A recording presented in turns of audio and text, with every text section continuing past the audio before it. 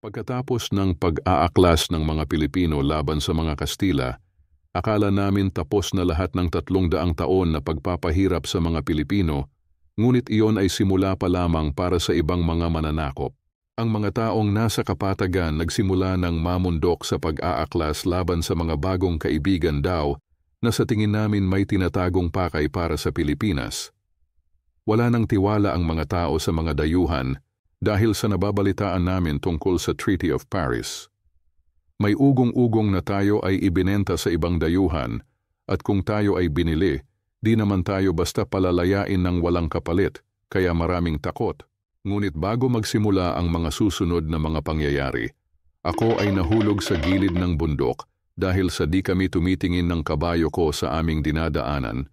Ako na lang ang natitira at ako ay halos sumuko na. Ito na nga ba ang sinasabi ko pero hindi pa huli ang lahat? Kaya ko pang umahon, magkwento, hindi dito natatapos ang lahat. Kailangan kong malaman ano ang tunay na nangyayari ngayon sa aking inang bayan.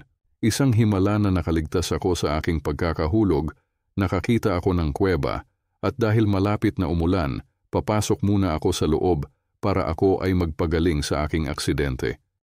Nang may bigla ako narinig na boses. Pedro, gising. Pedro, gumising ka. Hanapin mo si Pepe. Siya lang ang makakasagot sa iyong mga katanungan. Sino ka? Ano ang pakay mo sa akin? Si Pepe ba na tinutukoy mo ay ang taong sinentensyahan sa Bagumbayan 2 taon na ang nakalilipas? Siya nga ang tinutukoy ko, si Dr. Jose Rizal. Mahahanap mo lang siya sa pamamagitan ng kanyang mga karelasyon dahil lahat ng impormasyon tungkol sa kanyang kinaroroonan dati ay di pa na ililimbag. Dalhin mo ang iyong kabayo at maglakbay kayo pabalik ng nakaraan. Siya ang magsisilbing iyong gabay, ngunit pakatandaan, isang beses ka lamang maaaring magbalik sa kahapon.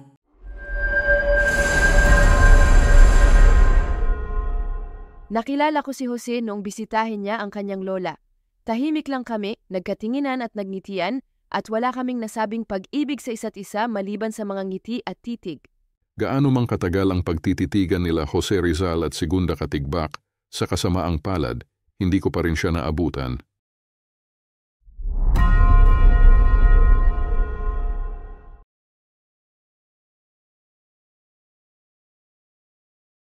Ako si Orang. Noong mga panahong iyon, lihim at tahimik ang aming ugnayan ni Pepe. Natatandaan ko pa ang mga liham niyang walang tinta. Umalis siya patungong Espanya kaya hindi tumagal lahat-lahat. Itong papel nila Orang at Rizal wala namang nakasulat. Paano kaya sila nagkakaintindihan? Pero bago pa makaalis papuntang Espanya si Jose Rizal, kailangan ko siyang makausap.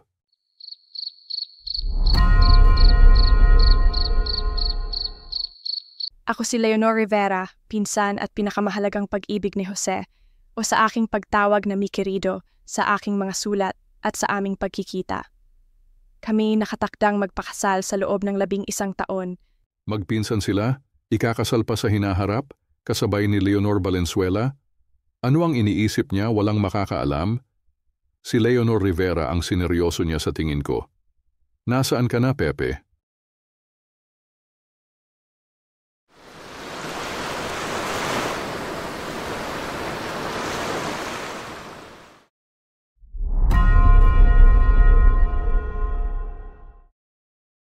Sinabi niya sa akin na natatangi raw ako at napakadiplomatiko.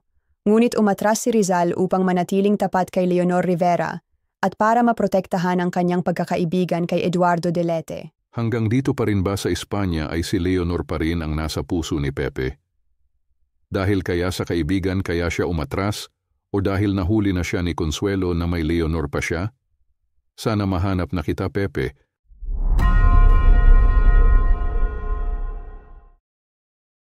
Mahal ko si Rizal, pero kailangan niyang bumalik sa Pilipinas para sa bayan niya.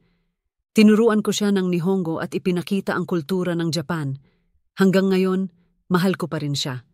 Sayonara, Rizal. Parang kawayan sa ihip ng malakas na hangin, yuyuko at rurupok din ito. 45 araw na bihag agad nila ang puso ng isa't isa. Uso na pala ang fling noon, hindi ko na naman inabot si Pepe.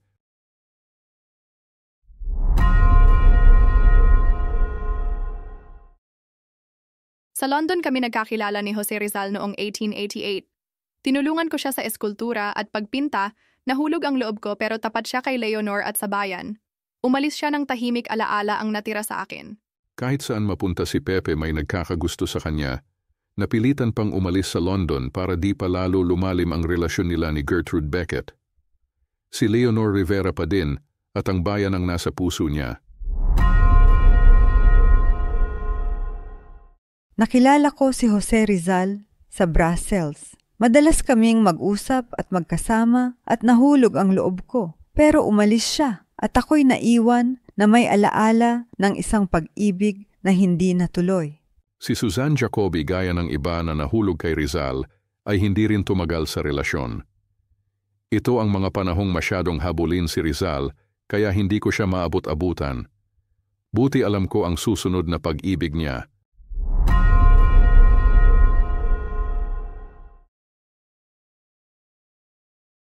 Naging malapit kami ni Jose at nagkaroon ng pagtingin sa isa't isa.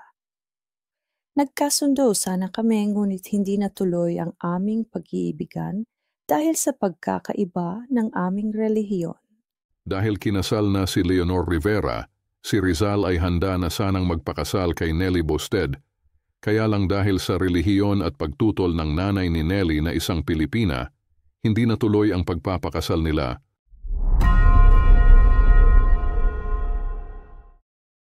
Ako si Josephine Bracken, ang naging inspirasyon at kasama ni Rizal sa huling bahagi ng kanyang buhay.